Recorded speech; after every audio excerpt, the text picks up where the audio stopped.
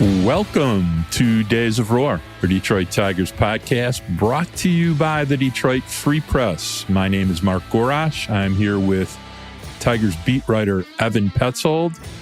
We've watched 2 games of the World Series. Evan's going to take a trip this week. Mark took all his annual flower pots to the garbage, and we're ready to embark on another week of Days of Roar. How you doing, Ev?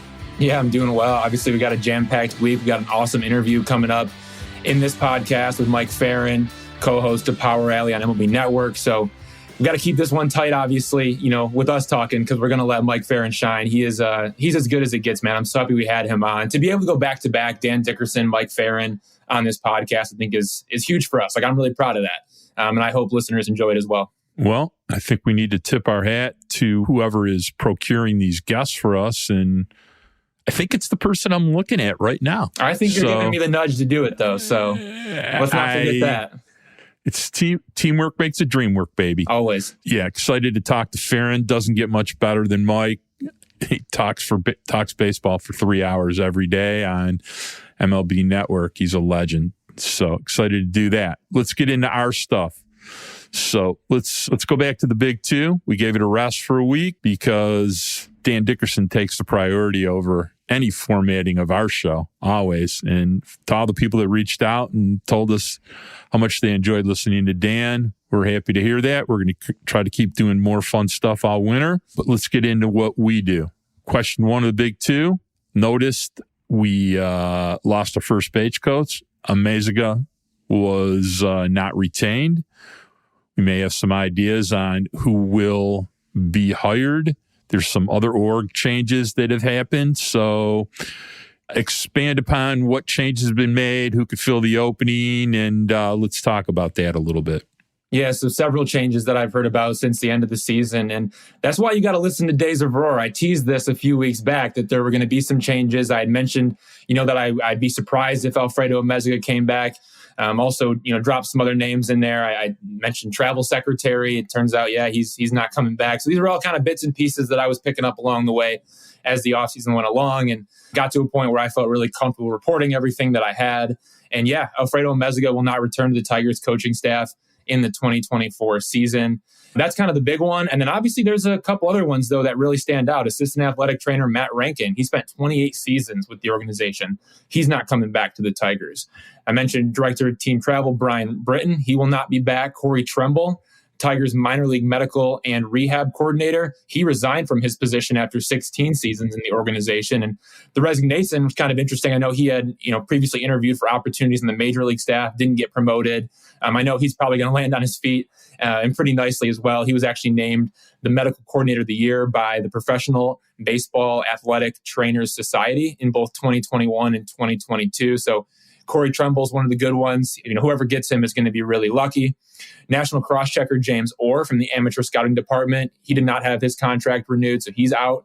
He worked very closely with former Tigers general manager Al Avila, going all the way back to the late 1990s.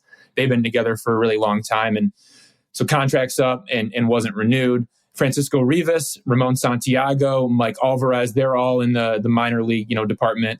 They will not be coming back. One thing that really stood out to me, and it was a hire, not a subtraction, was Chip Lawrence. The Tigers went out and got him, and I love that hire. He finished runner-up to Mark Connor for the scouting director job back in October of 2020. They hired him as a special assistant to scouting and global cross-checker. So it sounds like he's going to be doing a whole lot of everything for them. He's going to be really hands-on. In my opinion, you have Rob Metzler, you have Mark Connor, and then you have Chip Lawrence. And that's a pretty nice trio to have, on the amateur side, to be able to scout and go out there and get the best talent. I love the global cross-checker edition. That tells me that he's going to be involved, on other sides of things as well, whether that's international, whether that's maybe the Tigers can dip their toes into Japan and some of those areas a little bit more than they have in the past. I think that's a huge hire for the Tigers. Well done on Scott Harris's part for, targeting him and going out and getting him even a year after he didn't get that scouting director job. I think that was huge. But again, the big one is Alfredo Amaziga not coming back. And he's somebody who was really close with Miguel Cabrera. Through talking to different people, they had said, he was really friendly with a lot of the players, super close, kind of buddy-buddy.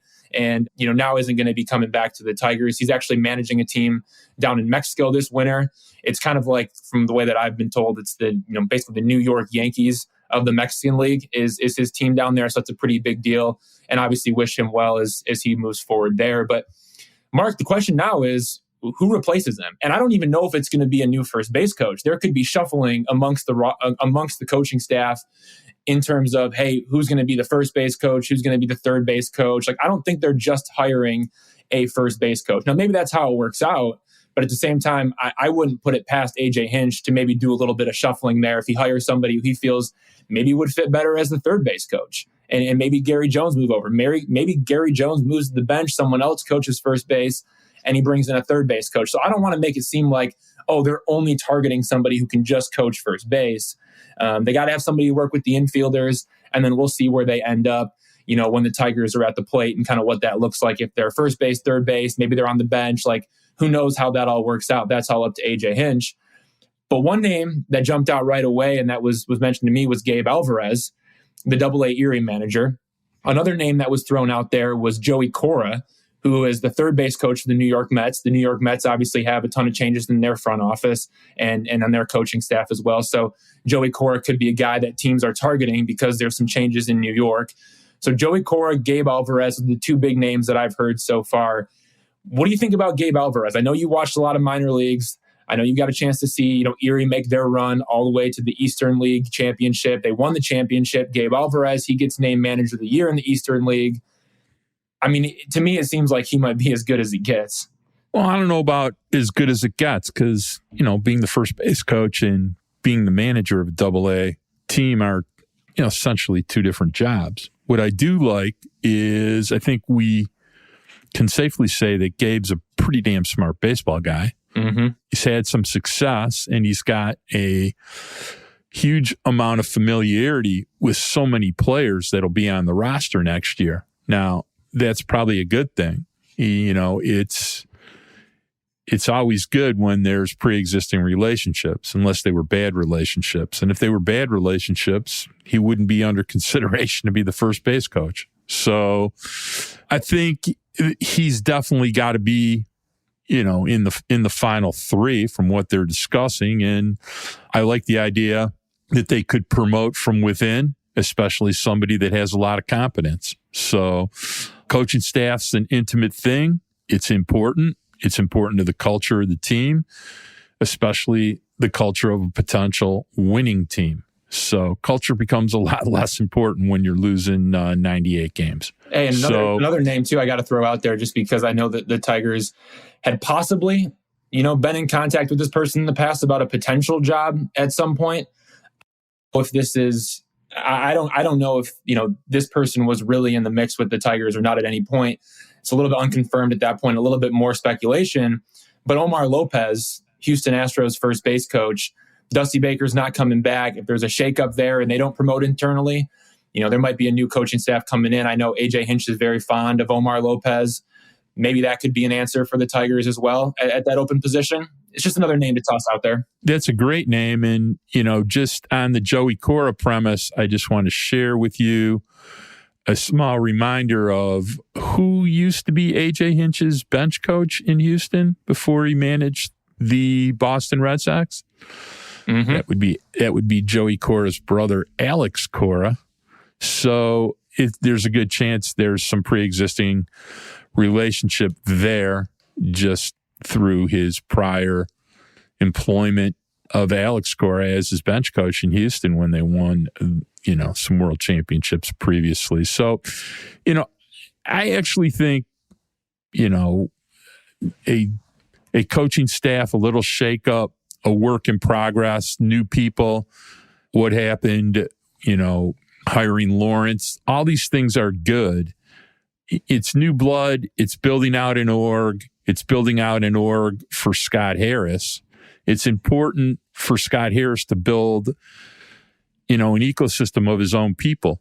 And, there were a few remaining Avila holdovers and, whether it's in the clubhouse, the training staff, the scouting staff, it's good that they are slowly evolving into Scott Harris's organization. We'll see if that's a good thing or not. But if it was me, I'd want to surround myself with my people, not my predecessors' people. So for sure, I think all these things are something that are positive, and we'll see if they impact winning. Still need players, but the culture of your org and the people you surround yourself with are still pretty important. We all go to work every day, and I think we can appreciate being in an environment that we think is nurturing and shares knowledge and helps us succeed more. So what's your thoughts on some of these changes? Yeah, I mean, I think they're good. I think that's okay. I think the most important thing is that the core of the group, your pitching coaches, your hitting coaches, they're expected to stay intact. And I think that's huge to bring those guys back, all for another year, to be able to go in and look at the 3 hitting coaches that you just brought in and to say, all right, we're running this thing back. And some of these changes and some of these things that we're trying to do with players, we're going to see those implemented over time.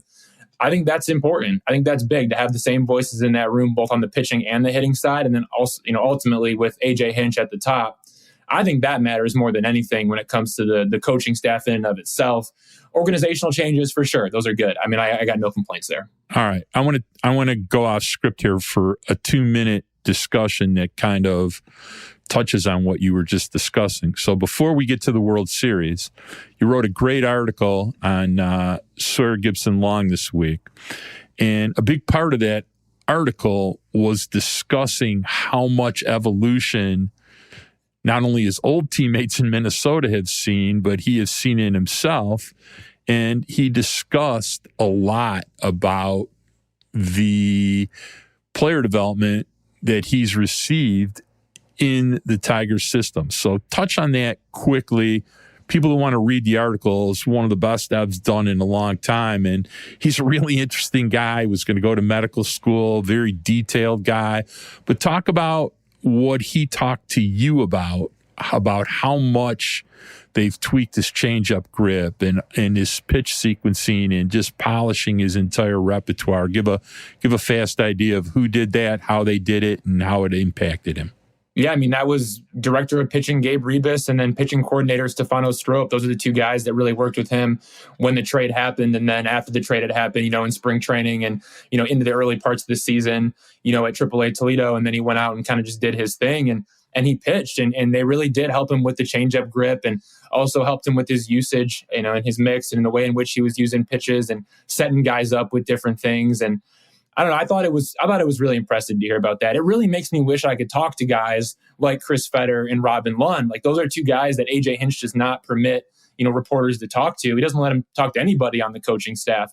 And man, to be able to talk to Chris Fetter and kind of give Chris Fetter the credit for the work that the pitching department did, and talk to Robin Lund about some of the things that he did. I mean, that would just be incredible to be able to do that. Even to make guys like Gabe Rebus easier to access and get in touch with. Like, I know Ryan Garko is always available, which is great, but to really be able to dig into Gabe Rebus and what he taught him, and really give Gabe the credit for a lot of the work that his department put in. Because I know as much as the coaching staff wants to give back to the players and say, oh well, it's their buy-in. At the same time, without Gabe Rebus, Sawyer Gipson-Long probably isn't doing what he did, right? Tyler Holton in the development of his slider, right? If it wasn't for Robin Lund and Chris Fetter, he wouldn't be throwing the slider that he's throwing right now. So Reese Olson. Exactly. So it'd be really cool to be able to talk to a lot of those guys. It sucks that we can't do that. But yeah, no, Gipson-Long is as good as it gets. I'm excited for him. I think, the changeup is nasty, obviously. The slider is really good. The way that he mixed his pitches and, was able to hide the fastball a little bit was great. He's got a lead extension. There's a lot to like. That changeup, when you can throw both to righties and lefties and you're able to tweak that grip and get the exact movement that you want, working at both sides of the plate, that's pretty impressive. And yeah, I was able to talk to some of his former coaches, even one of his former coaches with the Minnesota Twins, and he was the pitching coach for AAA St. Paul. So right before Gipson-Long came up, he got to face his old teammates and his old coach. And it was really cool talking to his old pitching coach who was able to talk to me because the Twins let that. They allow that. It was great to hear just, hey, he was a different cat. Like, this was not the same guy that we traded away when we dealt him off to the Tigers. And I think that speaks volumes about what the Tigers organization is doing from a developmental standpoint. Now, what they're doing now. And, as much as I've bagged on Al Avila. Hey, but he hired Ryan Garco. Well, I was going to get to that. The first 6 years of the Avila administration, none of that stuff happened.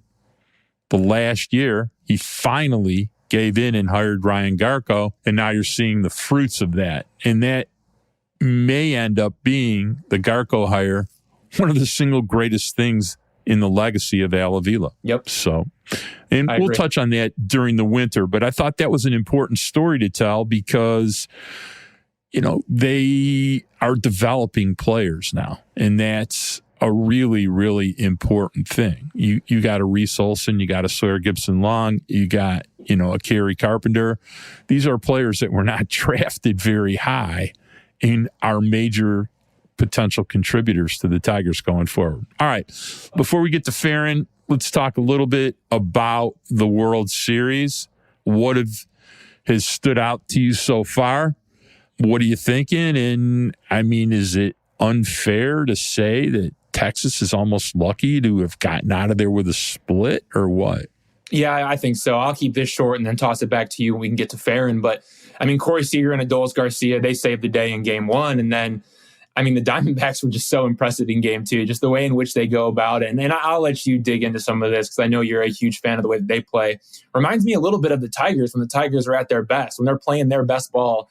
It reminds me that we talked about it a couple of times during the season. We said, wow, look at the Tigers. They're just taking the lunch money, right? And a lot of times other teams took lunch money from the Tigers. But when the Tigers were playing their best ball, their cleanest ball, they looked a little bit like that in the way they went about it. I like the way that the Diamondbacks, they use their small ball. They're not afraid of that. Look, Evan Longoria dropped down a sacrifice bunt for the first time since 2014. Come on now. So, it's impressive. I was pretty impressed with that. They had 3 sacrifice bunts, and yet they ran Texas right out of the stadium in game 2. It's just baseball. Not too many teams are able to execute it the way the Diamondbacks are. We talked to Ferrin right as the World Series was going to begin. We talked a lot about what we expected to see happen. We covered the Fall League. We covered Jackson Jobe. Ferrin is the broadcaster for the Arizona Fall League and the Futures game. He's pretty familiar with prospects, to say the least. Had a lot of interesting things to say, but yeah, we talked about the D-backs, and we had some interesting things to say about what we thought would happen in the series. We'll leave that for the interview. So we're going to throw it to our interview with Mike Ferrin, but first, we're going to take a break.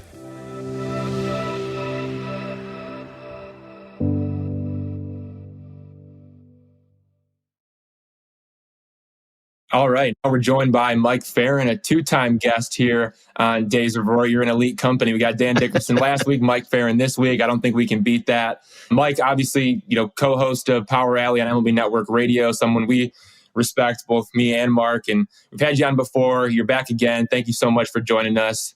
Can you walk us through, what has this postseason been for you? What does this upcoming couple weeks look like for you? And also, what are your World Series expectations?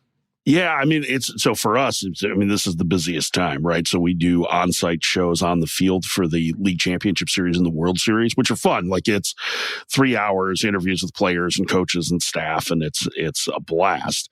But so we're starting our World Series coverage here in Arlington. I'll be working with Jim Duquette and Ryan Spielborgs here, and then with Spilly and Jim Bowden, the games in Phoenix. And so, yeah, it's crazy busy right now. And then as soon as we get done, we have our week of Arizona Fall League coverage. So I'm still hoping that the Tigers prospects are hanging around for that, because I would like to see Jackson Jobe pitch. And I've said a couple of different people, I'm really intrigued by Justice Bigby just by looking at the numbers. I know he's maybe not the biggest prospect that's there for the Tigers, but man, what a weird, crazy good year for a guy who was a late round pick out of not, a mid-major. It's the Kerry Carpenter story all over again, it feels like. For sure. Obviously, before we get to the Fall League, though, we do have the World Series. You're going to be doing all that coverage. Just what are your expectations for that? Arizona Diamondbacks, Texas Rangers.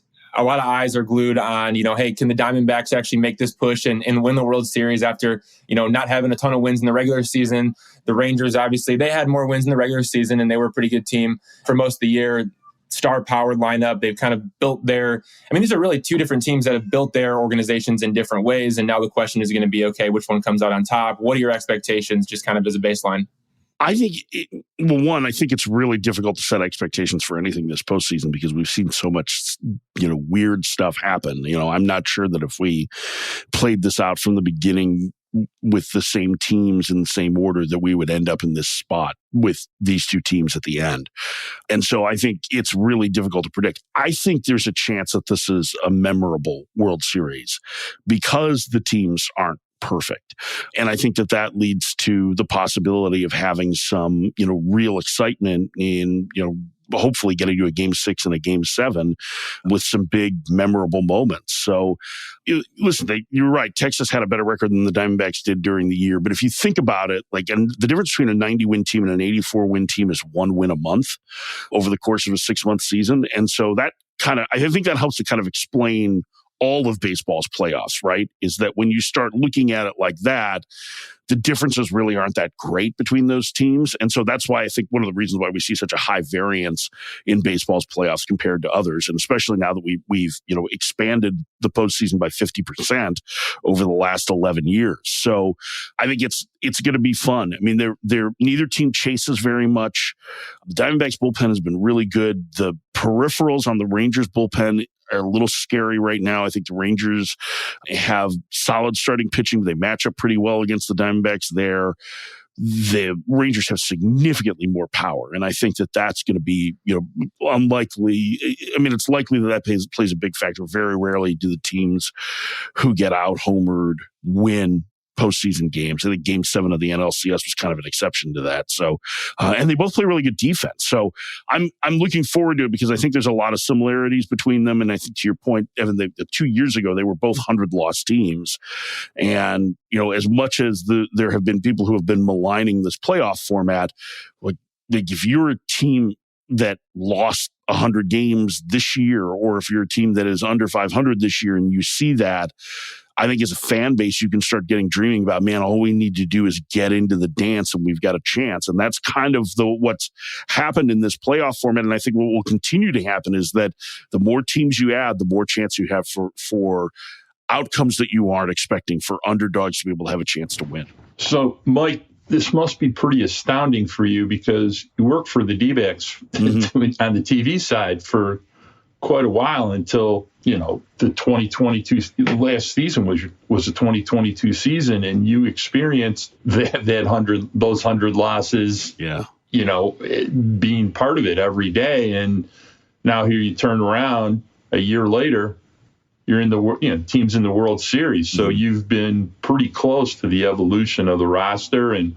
what they've done. Obviously, they got a 6-WAR player and Corbin Carroll, but they've done some other things. They totally remade their bullpen almost on the fly after the All-Star break, and it's been such a prominent part of why they've been able to succeed in the playoffs. But, share with us what it is to watch a team go from over 100 losses to now being in the World Series in that short a time span. Yeah, so the 110-loss season in 21 was my last year there, and it was miserable. And in addition to, so here are the things that happened in that, right? That was not a team that was trying to tank. They were trying to be a decent team. In 2020, they had been one of the sexy picks for a playoff spot. And then the year didn't happen the way it was supposed to. And then they got off to a rough start and they made trades at the deadline. They had traded for Starling Marte. They traded him away. They had signed Bumgarner. Bumgarner wasn't very good, really, for any of the length of that contract. They traded away players like Robbie Ray, who ended up winning a Cy Young Award the next year, and Archie Bradley, who had been a key part, because they were getting close. They were, 2 years from free agency, and that was the time to move them. And they felt like they were going to need to take a step back. And what happened was, because of COVID, there were budget restrictions on their baseball operations department, and they couldn't add the depth that they needed to in 21. They were actually in first place at the end of April. And then in rapid succession, it was 4 members of their everyday lineup went out, and as soon as those guys came back, they lost 4 members of their starting rotation, I think. Or it was either, I could have that flipped in my memory, but it was basically like May and June were a disaster as a result. And they went like 2-17 against the Giants. And it was rough. And then add to it that Mike Hazen, their general manager's wife, was diagnosed with glioblastoma, which is a rare form of brain cancer. And so he had to step away from the day-to-day activities of the team because they have 4 sons. And so, he lost his wife, Nicole, last year. Torey Lovello, the manager, was never blamed by Mike Hazen for it. He said, I built this roster. This is not his fault. I'm still really close with both of those guys, and they're just tremendous human beings. I mean, Tiger fans know Torey. I mean, they remember Sparky putting him in the Hall of Fame in spring training. He is one of my absolute favorite people I've ever known. Absolutely love Torey Lovello. He's as genuine a person as you'll ever meet. His care for others is second to none. And so, yeah, I mean, it was, it's a little surreal watching them now be in the World Series, but I was grateful to get the opportunity to cover the clinch because I got to see, them and their excitement around that. And for so many people in the organization who, 21 was a tough year for a lot of people working because they had lost a lot of colleagues, right? And there was a lot of pressure and a lot of work that they had to do extra, and they were really fried. And to watch them now 2 years later get a chance to be in the World Series. I was just talking to some of the office staff members yesterday in Arlington who were like, yeah, we cannot believe this, but we're so grateful for it. It's been really cool to see. And so, for all those people that I still love in that organization, I just could not be happier for them. And there were a lot of hugs that were happening between interviews and our post-game coverage. I don't know how professional that is, but I, couldn't help it when you have friends that have a chance to watch their team play for the World Series. It's pretty cool. You've had a unique relationship both, with people that you worked with every day, but then they made some pretty great moves and had some things work out for them. You make a trade for what arguably could be one of the best catchers in the National League for the next 10 years. They traded a pretty good player away.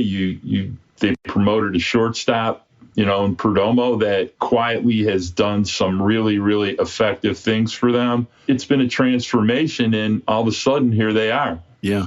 I mean, they've done a really good job of identifying. I mean, one, they've done a good job of drafting, right? So, Corbin Carroll, obviously in the middle of the first round, was a terrific ad.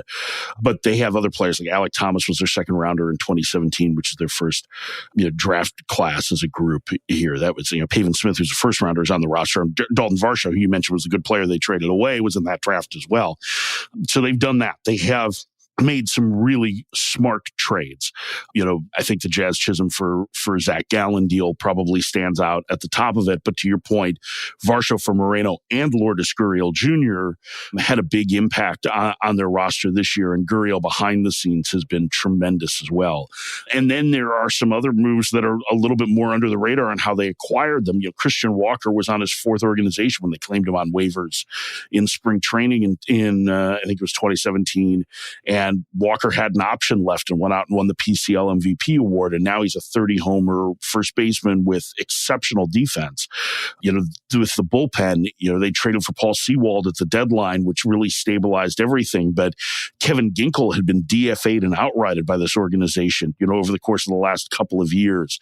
And he's been one of the most dominant relievers in the postseason, and had been pitching very well since he came back to the big leagues in June. Ryan Thompson was released by the Rays, had an ERA like over 6. And I think he gave up something like 1 or 2 runs during the stretch run and has only been dinged for a run, I think, here in the postseason. And so, yeah, you're right. They've rebuilt a lot of that on the fly. And then they have other guys like Brandon Pfaadt, who as a rookie starting Game 7 in Philadelphia, looked completely up to the challenge. I mean, that's a guy that was a 5th-round pick in 2020 out of Bellarmine. And Bellarmine at that time was still a Division II school. So it's a really, really cool collection of talent. And the guy that they're paying the most money to this year on their roster, they released Madison Bumgarner. So go figure, right? Like it just shows player development matters in this, and you're not going to get them all right in free agency either. So talk a little bit about Texas. Texas, it's kind of strange how they got there. They bashed their way there. Mm-hmm. Their pitching kind of still makes you shake their head a little bit. Ab, you saw Texas quite a bit. I mean, you have Scherzer is going to start a game. Evaldi, who has always been a magician in the postseason, obviously starting game one, but getting this, to the third starter is still something they haven't quite figured out yet. And their bullpen. Scherzer. Well, it's the bullpen that concerns me the most, right? Because you go into a situation where you have to protect a 1 or 2 run lead for, 3, 4, maybe even 5 innings. I don't know if that bullpen is built up to do that. Is that a concern? Like pitching as a whole? Yeah, I think it is. But I want to go back to something that Mark mentioned, because I've had this working theory, and I think Mark, you in particular, will appreciate it. I don't have any data to back it up, so it's just something that I'm kind of working off, and I need to look at it. But I think we may overvalue pitching and undervalue great offenses in the postseason. And I think especially when you have ones we talk about with the Rangers, who it's really remarkable how little they go outside the strike zone. They are a little bit like Dodger teams from, like 2017, 2018, 2019, or the Astros teams in that time frame. There's no chase, and they still hit for power. The Diamondbacks team, I think, of what you generally think of with a team that doesn't chase, right? They put the ball in play. They'll run a couple over the boards here and there, but not to the extreme nature that Texas does. And that lineup is an absolute gauntlet. Like Leody Taveras hitting 9th would be hitting, probably 6th or 1st in a lot of good teams lineups. They run out 10 regulars, really, with the addition of Evan Carter, because Robbie Grossman's been starting against lefties. Robbie Grossman's no slouch. You guys saw him. I mean, you know that's a guy that puts together a great at bat every single time, right? And then add in that they have this incredible young talent, beyond Corey Seager. Here's the other thing is that, and this really stuck in my craw the other day when I saw a now prominent political writer who used to be a baseball writer complaining about this World Series matchup. If we have 2 of the top 10 players in the game, potentially 2 of the top 10 players in the game playing in this World Series, right? Corbin Carroll's had this amazing year for the Diamondbacks. Take Shohei Ohtani out of the American League, and Corey Seager is a unanimous choice for American League MVP. He put together an epic season. He's one of the best players in the league. And now you've surrounded him with the consummate professional in Marcus Semien, and you have Jace Young, who has not only been, or Josh Young, geez, I screwed it up. Jace is the Tigers prospect. Josh Young, his older brother, is a very, very good offensive third baseman who has turned into an excellent defender. And then they add Evan Carter to the mix. Evan Carter, as a 20-year-old, is hitting 3rd in a playoff game. And I think somebody pointed out that it was the first time it had happened since Mickey Mantle. Yeah, Mantle had a lot more plate appearances in the regular season than Evan Carter did. He had 100 of them. And he is just about the perfect hitter when it comes to managing aggressiveness and selectivity in an approach. So their offense is really good. And yeah, I agree. I think the pitching is still a little bit scary. I mean, I think, listen, it feels weird, right? You don't know what to expect out of Max Scherzer in game 3, but I don't think that they know what to expect out of Max Scherzer in game 3. Neither team is particularly settled for game 4, but yeah, you're right. Evaldi is great. Are you going to get those same performances out of Jordan Montgomery again? I mean, I think he's obviously pitched very, very well this postseason. So, there's some question marks there. But once you get into that bullpen, I mean, it had stabilized for a while, but it really did feel like it was wobbly towards the end of that series of the Astros, even though they won it. Jose Leclerc had been very good down the stretch, but he's starting to scuffle a little bit. Chapman is a little bit of a struggle. And the other guy they seem to trust is Josh Sports, and he's pitched very, very well. He's the guy that has really locked things down. So I am curious to see how their bullpen handles a lineup that's not going to go outside the strike zone very much, and how they're going to be able to potentially keep them in games. Mike, all things true there, right? Hands down, agree, across the board about the Rangers. But with the Diamondbacks, right, do you believe in momentum, either in the sense of, the playoff format, or doing what they did in Philadelphia? Can you really ride that vibe and make some noise in that sense? Or do you think, hey, you know what, it's the World Series, it's a new series, everyone's going to start fresh? Or can they maybe play off of what they just did against the Phillies? Well, I mean, the Rangers have the same momentum, right? They just went and won game 6 and 7 on the road, right? So both those teams did that. So as much as I just was touting how we may undervalue great offenses in the postseason, I still believe in the old cliche about momentum is only as good as your next day's starting pitcher. And sure. that's, I mean, and basically maybe we can replace starting pitcher with your next day's pitching, more than anything.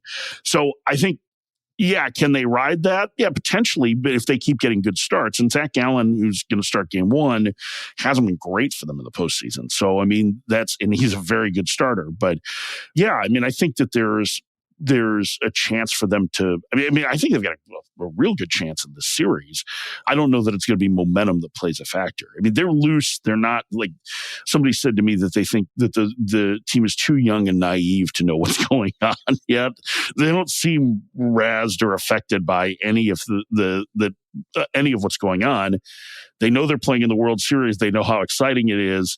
And, I talked to Corbin Carroll a little bit yesterday. He said, I'm trying to appreciate this because I know that this doesn't happen all the same. But, like you can look just across to Evan Longoria, who went through that same thing as a rookie, right? Like he was in the World Series as a rookie.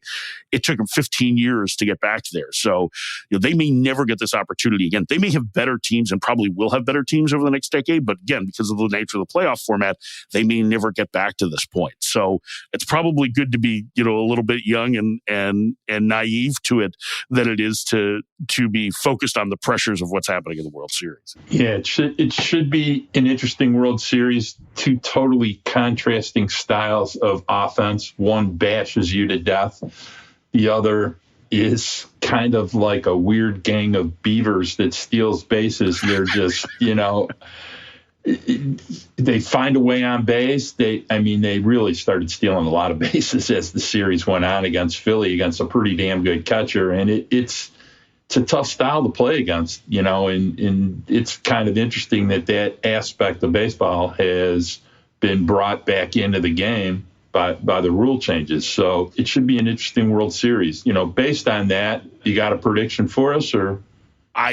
I'm terrible at predictions anyway. So, I mean, I try not to make them. What's the old line that Abraham Lincoln had about keep your mouth shut and be thought a fool as opposed to opening it and removing all doubt? So I don't know that, but I think this is a difficult one to predict, right? Like, I think, is there these two teams, like the Rangers lineup clearly is an advantage, right? I think the Diamondbacks bullpen is clearly an advantage. And then they both play very good defensively. The Diamondbacks are probably better defenders statistically, but I don't think it's so far apart that it's, it's a huge advantage. And I think the same goes for the starting pitching, right? Is that it doesn't necessarily feel like there's that big a difference between them. So I think that's one of the reasons why I think it has a chance to be a pretty memorable World Series, is that we're going to, we see, a couple of big disparities in terms of their production that kind of helps to balance things out a little bit. But the teams being largely evenly matched in so many key categories, I think, has a chance to make it special. Have you got a prediction? Mark, do you have a prediction? I just think that when you have the kind of bullpen that Arizona does, there's so much pressure. I don't think people appreciate how difficult it is to get the last 6 to 9 outs of a game the way they play baseball now. And I just worry that Texas is going to struggle to do that in the series. And, when you have two good teams, the margin for error is very, very small. So if Arizona can continue with a guy they picked up at the trade deadline and a guy that they rescued from the scrap heap for the third or fourth time, I think, if I'm not wrong, like just dominating as a bullpen, it's going to be tough for Texas to win 4 times. That's kind of how I see it. I think the bullpens play a huge factor. And I think, listen, you've got the guy who is managing Texas, who is probably, for a lot of people over the last 15 years, the blueprint for how to manage a bullpen in the postseason in Bruce Bochy. And then you have Torey Lovullo, who's kind of taken it to another level. I mean, he's probably closer to Sparky in the 75 World Series, the Captain Hook, right? He has been pretty open about saying, like, listen, 18 batters plus or minus 4 is what we're expecting out of our starters. And when you look at it that way, he has been 1 batter too early versus 1 batter too late almost throughout the playoffs. He made one move that I went, I'm not sure about. He left Fod in a couple hitters longer than I thought he was going to in Game 7 it worked out. Going to Matt Apply in game 2 with 2 outs and a man on to face Bryson Stott, who's pretty split neutral with 2 righties behind him. And Matt Apply struggles against righties was probably the one that I would circle for them. They were down 3-0 at the time. But other than that, he's managed this bullpen in the right manner in that he's gotten his starters out before there's been huge traffic or before things have gotten out of hand, and his bullpen has done the job. Now, if somebody has a bad outing out of there, it's going to make him look bad in that. But I think he's really been on point in the way that he's gone about getting starters 1 batter too early versus 1 batter too late. I wasn't going to make any predictions, Mark, when you asked me until, I heard what you had to say first. But, also I really wanted to hear everything that Mike had to say too before I dropped a prediction. And I'm not going to predict who's going to win or lose, but for my sense, I just don't see how Texas isn't going to win this thing. After hearing everything that Mike had to say, after kind of reflecting on it a little bit, again, you just think about Adolis Garcia, Marcus Semien, Corey Seager. You think about Jonah Heim, Nathaniel Lowe, Josh Young, Nathan Eovaldi, Jordan Montgomery, Max Scherzer. We'll see what they can get from him. The bullpen, obviously, up and down, but Bruce Bochy, again, he's one of the greatest to do it. So I think all the cards line up for the Rangers to win it. I do like what Mike had to say about, offense really being the driving factor, in this postseason and being maybe more important than some people had initially, once thought about. And I see it, right? If you're able to slug and you're able to put up big numbers on the board, you're going to win more ball games than you're going to lose. That's just the reality of the situation. So I like the fight from the Rangers. I like what they bring. The D-backs are sneaky for sure, but at the same time, Adolis Garcia, Marcus Semien, Corey Seager, compete with that. That's tough. Yeah, it's a really good lineup. And it beats you a lot of different ways, right? So Garcia, super aggressive, right? We talked about Seager and Carter, extremely patient, right? So there's different spots that you can land. And listen, Garcia's a guy that's pitchable, but if you make a mistake, it's going to be 40 rows deep, and dude, I could stand next to him again yesterday. He is massive. I don't think people understand, when you see him and it looks like he looks like a linebacker in the NFL, maybe a little undersized. Maybe it's more like a Big Ten linebacker, but it's just muscles on muscles. That guy is incredible, and boy, does he have a flair for the big moment! Exactly. It's not just hitting home runs. He's doing them in the big moments when they matter the most, and it's just he's got a storybook especially in right. The only thing I'll say about that, boys, is Texas. Philly has a lineup kind of similar to Texas, and they just got beat 2 times at home. You can pitch to that Phillies lineup a little differently than you can to the Rangers lineup. There's a lot of cheats in that. And that's what came out. That's what cost Philly the series, I think, offensively, was that they were chased. That's who they are, right? You're not going to get that same level. Unfortunately, and I tweeted this kind of early on in that series. Boy, that Philly team reminded me so much of the 2013 Detroit Tigers, and I feel bad about that. I'm a big Dombrowski guy, and it's just weird how this is now history repeated itself there a little bit. So, all right, well, we're excited to see what goes on in the World Series, but we wanted to tap in a little bit into your expertise about the AFL. It's something you get to see a lot. The Tigers have a pretty big presence, and we wanted to at least discuss a few of the big prospects that they have there, get your input. We wanted to ask you about Jackson Jobe, obviously having a pretty interesting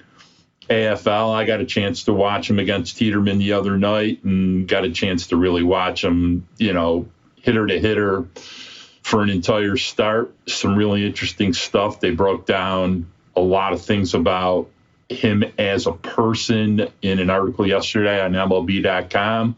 I was curious how much you've got a chance to see him and if you had some thoughts about that.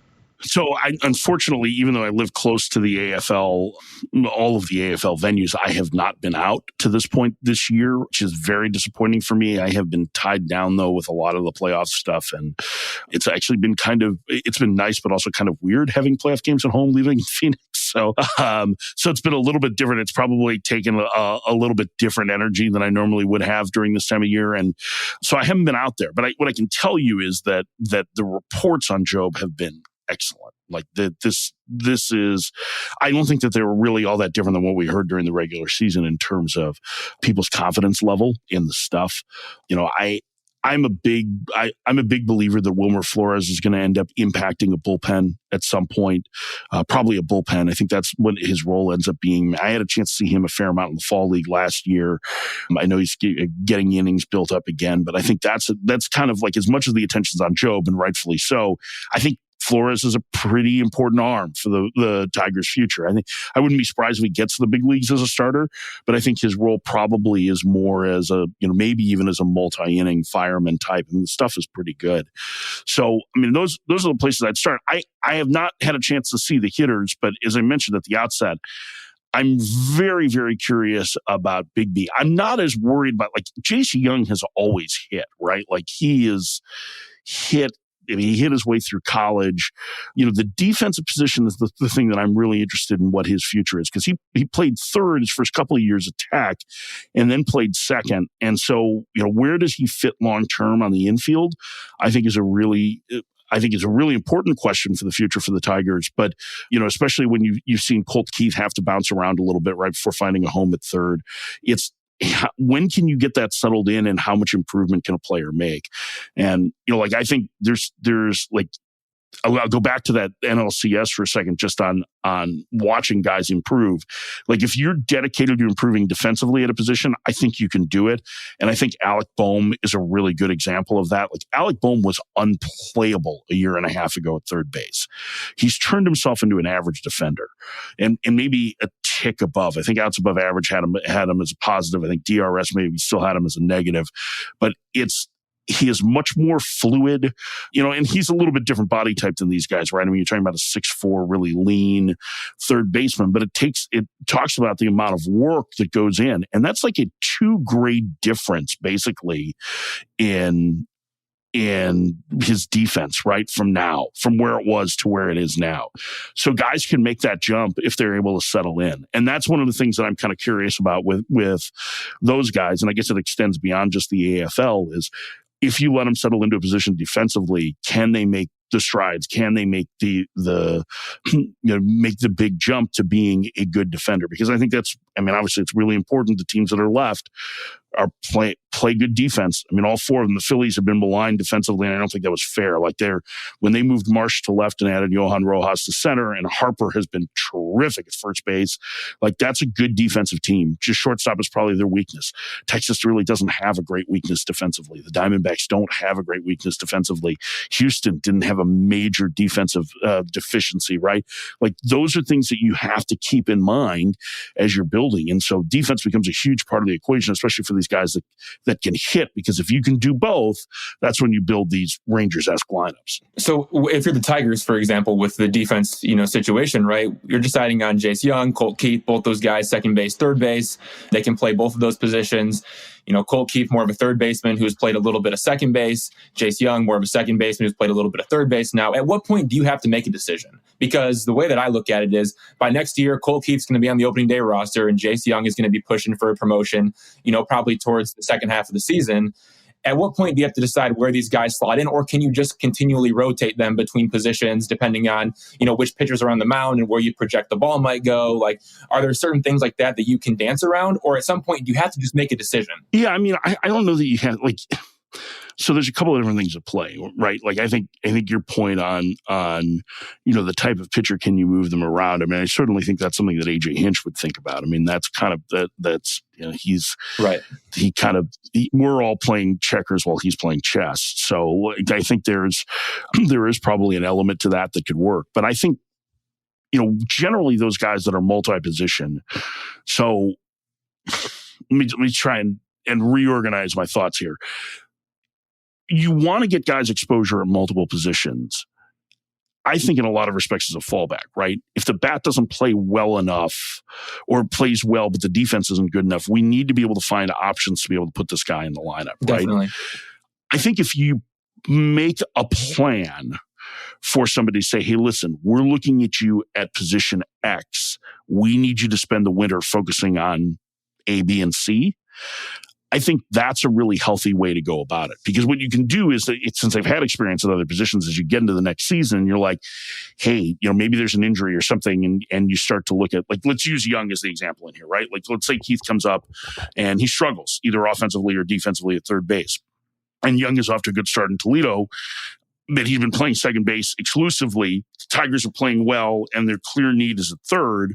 Because he's had experience there, they can say, hey, we can move you back here now. Like, let's work on this. But giving them clear plans to try and improve defensively over the course of the winter, I think, is important. So I think those are things that can happen. I mean, AJ certainly likes flexibility on the roster.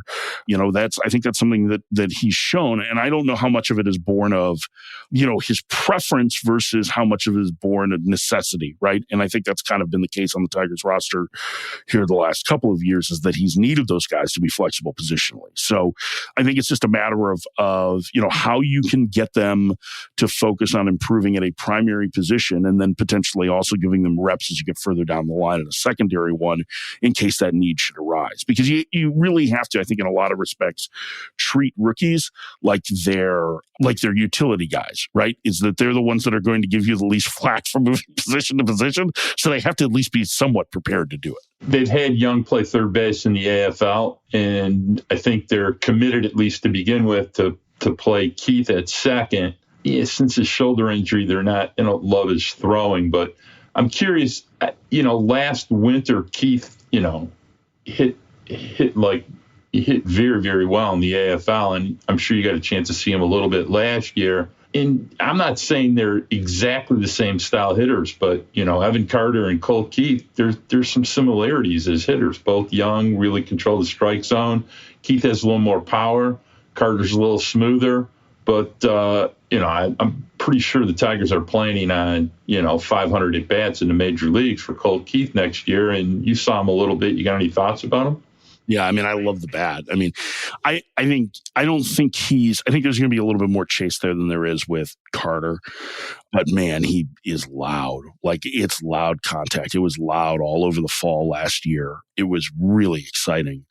I'll tell you a quick story. So we were getting ready for the Futures game in Seattle, and we're watching. One of the best parts of that is we're on the field for batting practice, right? We're right by the cage, and I'm standing with Jim Duquette, who's my co-host on Power Alley and also the analyst on the game.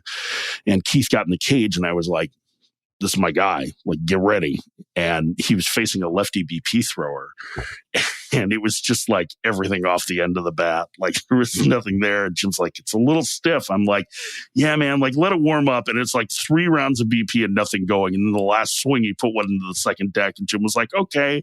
I'm like, man, he's facing a lefty in BP. Cut the kid some slack. They don't see any left-handed pitching in the minor leagues anymore. And so I'm all in on the bat with Colt Keith. It is, and getting a chance to talk to him this summer too, was really impressive. Like, he is a next level thinker as a hitter too. Like, he is really an impressive kid.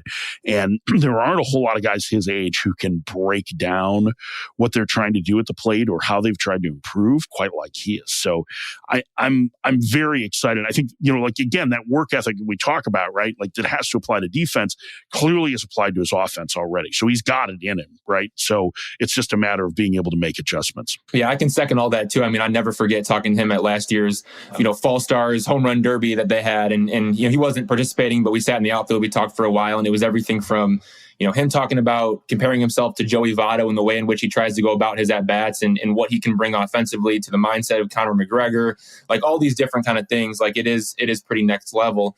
Obviously, he's going to be a part of the Tigers in 2024. Mike, before we let you go, we want to talk about just your thoughts on the 2024 team, maybe what the Tigers need to do this offseason. You saw him a little bit in 2023, got a chance to call some games with Dan Dickerson. Obviously, some similarities to Arizona in the way in which they've tried to build this thing up. They performed well post All-Star break. Starting pitchers were solid, in the second half of the season. Where do they need to go? What do they need to add? What are their pieces? Do they need Eduardo Rodriguez back, or can they live without him? Like, where do you stand on all this? So I think most of my comments will be directed towards offense, but they really need to retain Eduardo Rodriguez too. I think that would be my opinion.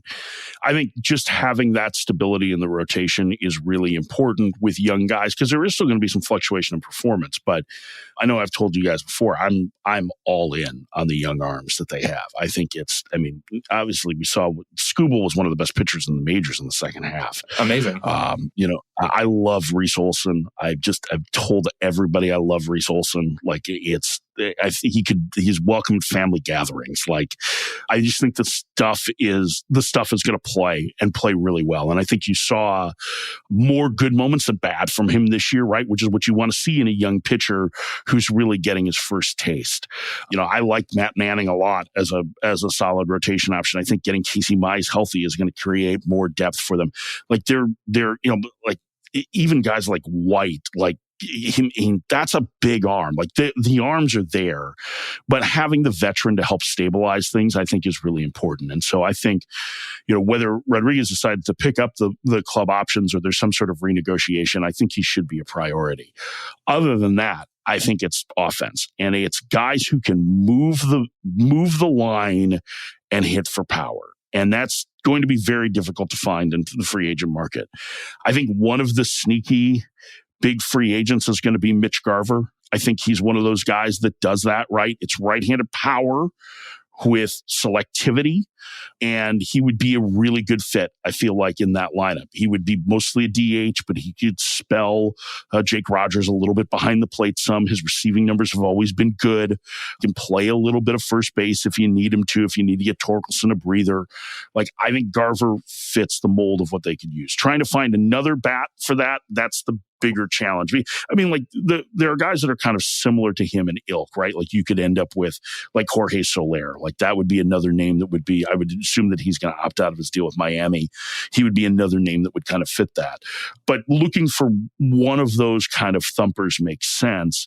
And then I don't know if you trade from your pitching depth or your prospect depth to be able to add another, somewhere. Again, like you're saving positions a little bit for Young and for Keith. I think unless you could find, if you can find a long-term solution via trade, maybe that's somebody who's established as a big leaguer. That's something that you have to consider. But they're starting to get kind of full at their positions, right? Like they could use DH help. They could use, at least one more outfielder who can swing it, especially from the right side, because that outfield is pretty left-handed. So I think finding a way to add some pop, and specifically some right-handed pop, to that lineup, and guys who have on-base ability will go a long way to taking this team to the next level. I think the second half, I actually listened to you guys because I saw you guys had Dan on last week, and so I was listening to the podcast, and I'm with him on Torkelson. I think the ceiling is further away from what his production was this year. Average, like an average hitter with well above average power is what you're seeing. He needs to improve defensively, but that's a big get. Riley Green obviously is terrific, but finding somebody that you can take some of the pressure off him against left-handed pitching, would be great. It's not that he isn't going to play against them or that Parker Meadows isn't going to play against them, but that you need to have a right-handed bat in there. And maybe it's more Kerry Carpenter gets a fewer plate appearances against left-handers as a result. But I mean, on Carpenter too, I really like him a lot. So I think there's a lot of things there that are possibilities for him, but that's where my focus would be. And I think as the team gets better and as the park gets more full, I think you're going to see a different and better version of Javier Baez too, offensively.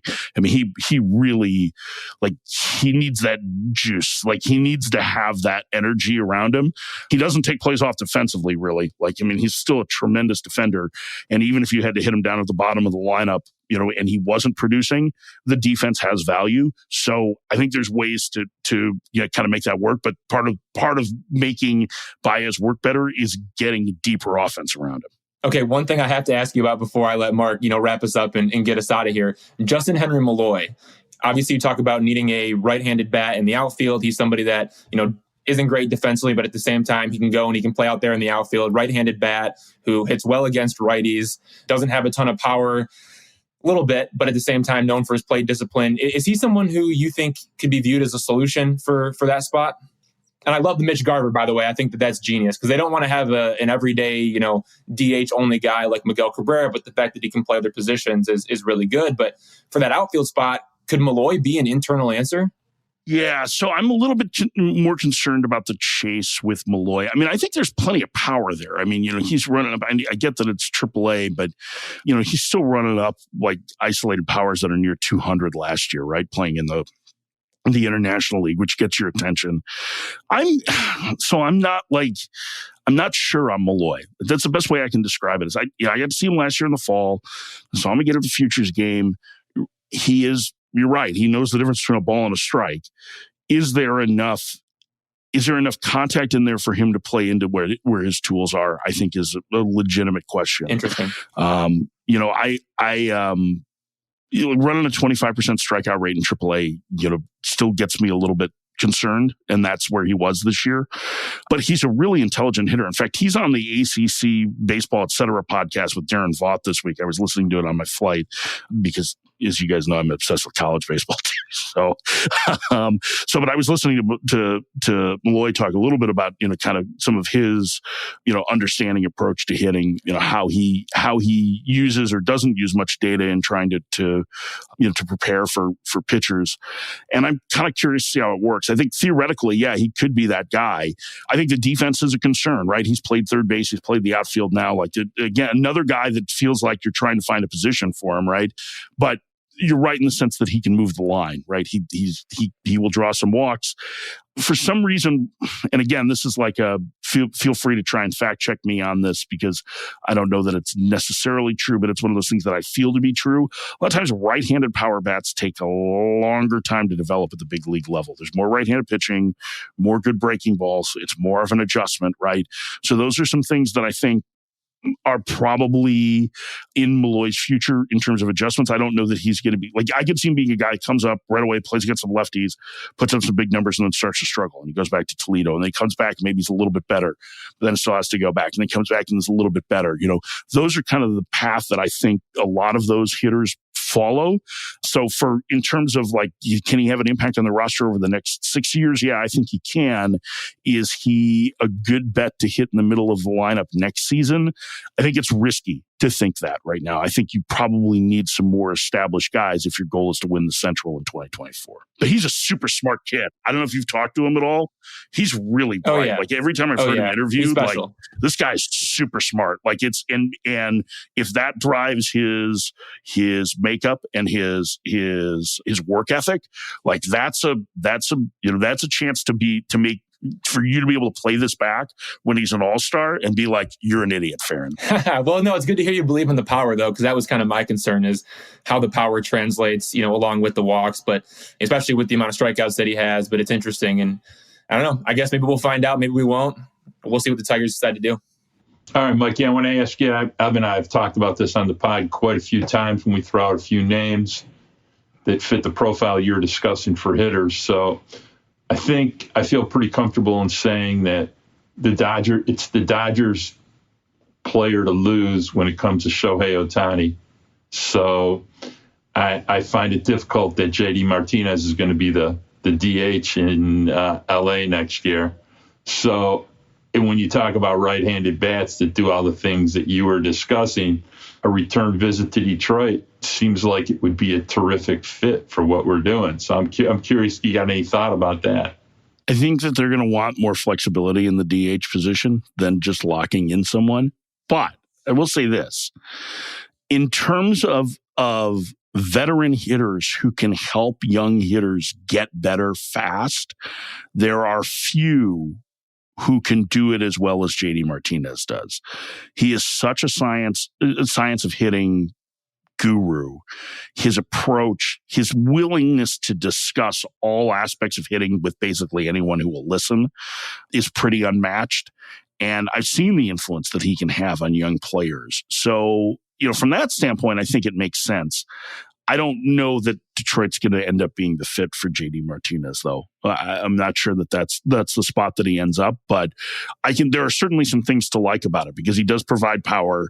He does provide on-base ability, and he does provide culture, some intangibles in there that are really good. Yeah, I think it's more. I think he's less a culture guy and more. He's if culture is like studying your work, then I think that's where it is. But I'm not sure that he's like a massive clubhouse presence, culture changer. I don't think.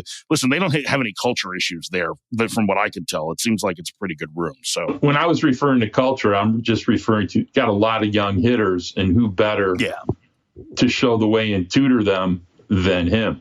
So yeah, we need we need JD Martinez to sign on like day one of free agency, because this is going to be like an every week debate between Mark and I, and it just has to stop. Like we can't Mitch do Garber's this every week. It's an ongoing debate. Garber's a great. The other name to buy low, I think we've talked about, is Tyler O'Neill. I'm sure his clock in St. Louis is up. He's got a year before free agency. It's an interesting buy low candidate. I mean, you always wonder if he can duplicate that one great year he had there. And he's got a lot of other intangibles as a player. Pretty good defender, a lot of power, likes to walk, but never stays healthy and seems to underproduce his skill level. But well worth looking at. I'm sure they'll be interested in moving him, no doubt about it. So yes, I don't think he's going to be a fit for them long term. I think if you're interested in right-handed hitting outfielders, having a conversation with the Cardinals certainly behooves you, unless they've decided that they're so gun-shy at moving any right-handed hitting outfielders anymore after watching Randy Arozarena and Adolis Garcia play in the postseason. But they certainly have had a type of moving on from guys in the outfield that maybe have gone on to have success other places. But yeah, I mean, O'Neill, I think the big problem is that O'Neill hasn't been able to stay on the field. Like he's injured quite a bit. So I don't think he's a guy that you can count on as much more than, a 100-game guy, and kind of in and out of the lineup. But he has good defensive skills. He runs well. He has big power, but there's a lot of chase there too. I wanted to go back too, because I was just kind of curious on JD Martinez's numbers. Martinez posted his lowest walk rate since 2014, since before he made like his first year with the Tigers, and the highest strikeout rate of his career this year. And he's 35. Those are some pretty big red flags. He also matched, I think while you're looking, he matched 32 bombs and he did. Knocked in 103 in a lineup that had a lot of traffic ahead of him. You hear that, Mark? Red flags. All right. Let's get out of here. We got to let Mike do his thing. Look, Mike, again, thank you so much for coming on the pod. Like, we really appreciate it. Hopefully we can have you on again. And I want all of our listeners to know as well, Power Alley, MLB Network Radio, you got to listen to Mike and Dan. They do a great job. And they also interview AJ Hinch. They interview other managers as well. The conversation is always excellent. And, this is kind of just a snippet of what you guys do day to day. It's really impressive, and we appreciate having you on. Thanks. Yeah, I mean, this is the fun time that we're going to get to, right? Right after the World Series, like we're going to start, once we get through awards, like it's team building. And that's the stuff that Jim and I really love to get into. And Jim was general manager of the Orioles and the Mets, and has a tremendous sense of humor, great dude, and carries the show every day. I just try and stay out of his way. Mike, thanks for being with us. Excited to see what happens in the World Series. You're always so generous with your time. Thanks a lot. Yeah, my pleasure. Enjoy the Fall Classic.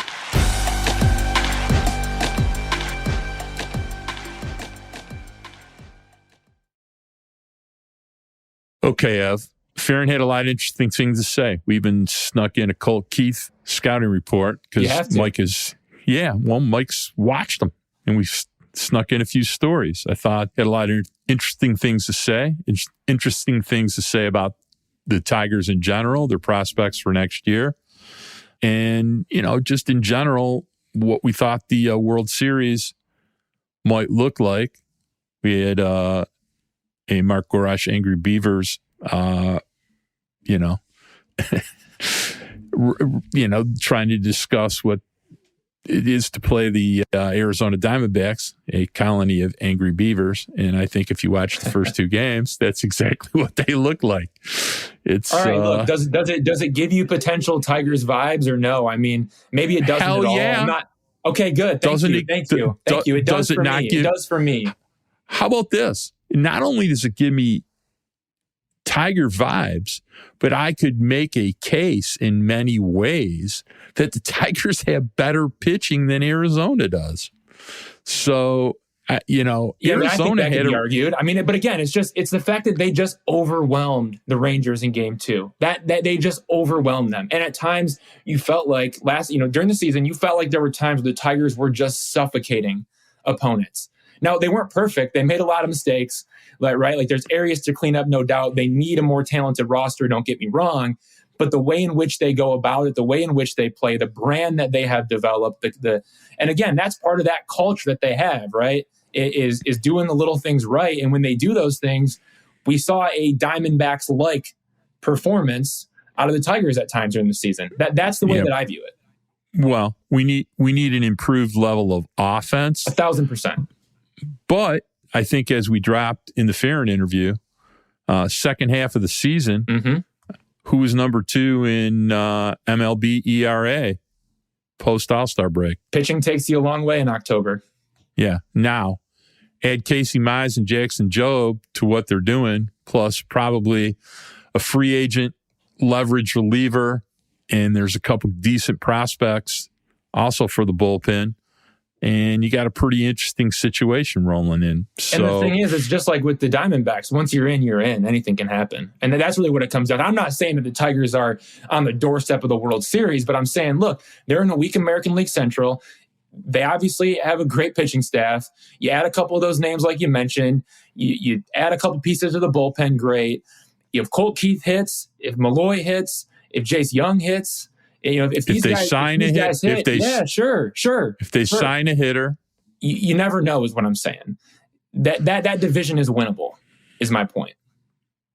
It's winnable, and they're going to win by playing games like the Diamondbacks play. They're not going to win by crushing, home runs left and right. They don't have Corey Seager, Adolis Garcia, and Marcus Semien in their lineup. They just don't, and that's okay though. Yeah, there's a lot of ways to win, bro. And, I think the Diamondbacks are demonstrating that exact point. So, but I want to thank Mike. We're going to have a bunch more fun interviews over the course of the winter. You're going to be going to Arizona. I think you're leaving Tuesday, right? Yeah, Fall League and then GM meetings. So I'm really looking forward to that. I think the GM meetings is going to be huge. I'm really excited to hear what Scott Harris has to say there. I think it's a really good opportunity for him to kind of put his foot forward and kind of talk about, hey, look, here's where we need to get better. Here are our areas that we need to target. And I'm not saying he has to go out there and say, hey, we're going to be trying to sign this player or that player. He didn't do that last season. He said, hey, we're going to shop in all aisles, but it doesn't mean we're going to buy in all aisles. I may be expecting some of the same. But from an offensive standpoint, he talks about not wanting to block these prospects. Well, I'm interested to know, either by way of trade or free agency, where can you upgrade the lineup still? Because that's kind of an unknown right now. We can guess, we can throw names out there. But again, where does he really feel like the Tigers can make an upgrade offensively? That's what I'm excited to learn. And I think this is a really good opportunity for him to be pretty upfront about that and dig right into how he can make this team better. Well, I'll be excited to see what he does. And the Mark Gorash personal favorite of Dave Dombrowski, I always want you to remember that I get the idea of not wanting to block your prospects, but it's always fun to consider trading for somebody else's prospects. And if you remember when he dealt Granderson, what he got back, he did get back Austin Jackson and Max Scherzer, both of whom had 6 years, or Max had 5, Jackson had 6 years of control. So it was like getting prospects back. And there's lots of ways to build teams. And I hope he's willing to explore every way to build a team. Time will tell. Who's to say he doesn't trade, Malloy in a deal to get things back. So I'll be curious to see what in year 2 Scott Harris does. And I'm excited because Evan Petzold's going to get to go to a World Series game. He's going to see the Arizona Fall League and be at the GM meetings all in 1 week. So hey, it's a big week coming up. Get us out of here. I'm looking forward to next week, Days of Roar, because we're going to have a lot of interesting things to discuss. It's going to be good. So, all right. As always, I want you to rate, comment, and subscribe. I don't ask you to do that enough. Please do that. I hope you're enjoying listening to us. I would also like to thank our executive producers, Kirk Crawford and Anjanette Delgado. I'd like to thank, as always, my grandson, now seemingly left-hand hitting Braden Michael Gorash. And for my partner, Evan Petzold, I want to remind you to go with peace.